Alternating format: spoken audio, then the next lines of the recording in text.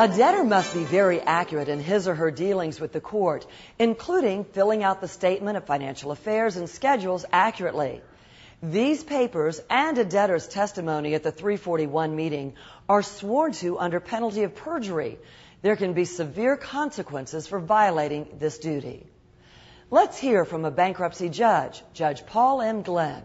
Bankruptcy is not a step to be taken lightly or casually. It's a serious event.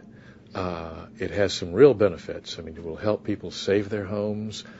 It will help people relieve themselves from overwhelming debt. But along with those benefits, there are some serious responsibilities that go along. There's a petition and financial statements that have to be filed when a person files their bankruptcy case. And these are signed under oath. These are sworn documents. They're signed under oath and under penalty of perjury. Sometimes people will transfer vehicles or personal property or things to their relatives or their parents or their kin to hold for them for a period of time while they go through bankruptcy.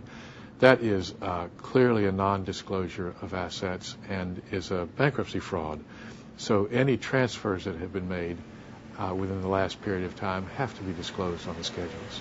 In addition to the oath that goes along with the signature, all the papers are signed under one of the rules of the bankruptcy courts, and that is the signature is a certification that to the best of the person's knowledge and information and belief, the representations are accurate, the facts are accurate.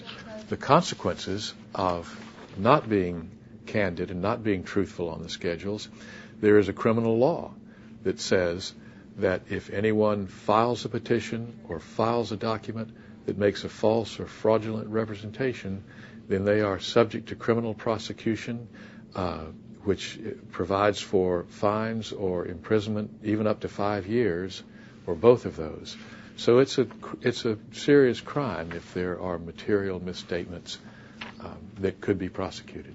The consequences of fudging are just too severe to risk. You risk the discharge, you risk committing a crime, and the chances are likely that you'll get caught because the trustees who review these schedules in the trustees meetings review thousands, and they see thousands of people. They know the questions to ask. The questions that they ask in the meeting have to be responded to under oath, and then creditors come to the meeting, and creditors are able to have their input as well.